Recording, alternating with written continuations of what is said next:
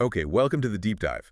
Today we're taking a look at something quite specific. It's the source material describing a book called 100 Questions and Answers in Cardiology for Medical Students Mm. by Dr. Atef Ahmed. Mm. So think of this deep dive as us trying to get under the hood of, well, not the book itself exactly, but what the description tells us about learning cardiology. You know, how a tool like this is supposed to help you tackle it. Right. We're looking at the claims made about the book. Exactly. We're unpacking the description provided. And the description does position it quite strongly, doesn't it? It uses phrases like essential tool, even a must-have resource, especially for students getting into cardiology. Yeah, it seems like the description wants to highlight how its design tackles the real challenges of this field. Definitely. It points to specific choices they made. Okay, so let's jump into those choices then. The description kicks off talking about comprehensive coverage. It mentions spanning everything from basic cardiac principles to advanced clinical applications. Mhm. And it links this directly to getting you ready for both academic excellence and clinical proficiency. Yeah, and that claim, comprehensive from basic to advanced, especially in a Q&A format. That's interesting. Cardiology is, well, it's huge. Right. You've got the heart's basic function, electricity, mechanics, then all the complex diagnostics, treatments, patient management. For a book described as having 100 questions to claim that whole range, it suggests probably a very targeted approach. Hitting the high points, maybe. Exactly, hitting the absolute must-knows across that spectrum rather than, exhaustive detail on every single little thing. Okay, and how does it deliver those points?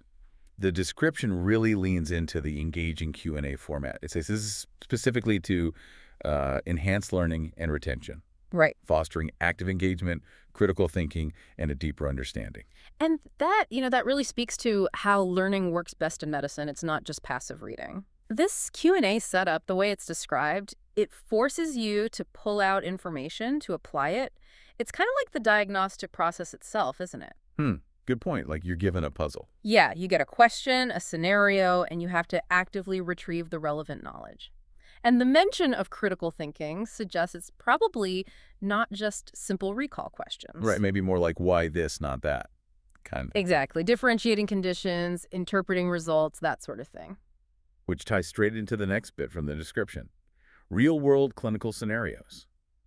It explicitly says that each question is framed around realistic clinical situations. Now, that sounds crucial for bridging the gap, classroom to clinic. Oh, absolutely vital. You don't learn cardiology in a bubble. Right. Patients walk in with symptoms, not chapter titles. So the description highlighting these realistic clinical situations, it means the book is designed to make you think like a clinician right away. So instead of list the symptoms of X, It's more likely, okay, a 65-year-old comes in with A, B, and C. What's your top diagnosis? What's the first step? It gets you ready for that messy, integrated thinking you need with actual patients. okay, makes sense. Then there's reliability. Super important in medicine, obviously. The source material makes a point of mentioning evidence-based answers. Mm-hmm. And it names the author, this renowned Dr. Atef Ahmed. It promises the answers are based on the latest research and guidelines. So, up-to-date and reliable content. Yeah, and that specific mention of evidence-based and latest guidelines, that's a really important signal in this description. Why is that? Because cardiology guidelines change. New research pops up constantly, refining how we treat things. So for a student trying to navigate all that, knowing a resource is explicitly tied to current evidence. Gives you confidence. Exactly. And having an author described as renowned adds another layer. It suggests the book is aiming to be a trustworthy source, cutting through maybe older stuff you might find elsewhere. Gotcha. Okay, shifting gears a bit to practicality. The source also talks up a user-friendly layout, describes it as clear and concise, makes it easy and accessible for both quick review sessions and in-depth study. And that little detail actually says a lot about the target user's reality. If you're a med student or resident, time is tight. Always. You need info fast. Maybe a quick question comes up on rounds or you're cramming for an exam. A clear and concise layout, like the description says, isn't just nice to have. It's kind of essential for efficiency when you're drowning in complex material. So designed for real-world use under pressure. Seems like it. Designed for utility in those demanding situations. Okay, so let's talk about who this is actually for, according to the description. It lists medical students, aspiring cardiologists, and also medical educators. Yeah, that breakdown in the description is interesting. For medical students, you figure it lines up with their main curriculum. Standard stuff. Right. But aspiring cardiologists, that sounds like maybe residence fellows, people further along. It suggests the book offers value beyond the basics, maybe hitting tougher clinical questions. And educators? Including them suggests it might be handy for, structuring lessons or just as a quick reference for teaching points, which again points back to that blend. The description suggests fundamental stuff and more advanced concepts. Okay, so pulling it all together. The description we have paints this picture of a resource trying to combine academic rigor with clinical relevance. And it doesn't just call it a book. It goes further, describing it as a companion in your medical journey, Yeah, I noticed that phrasing. guiding you towards becoming a knowledgeable and compassionate healthcare professional.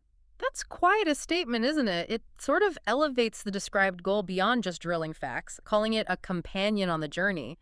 That implies it's meant to be used alongside your actual clinical experiences.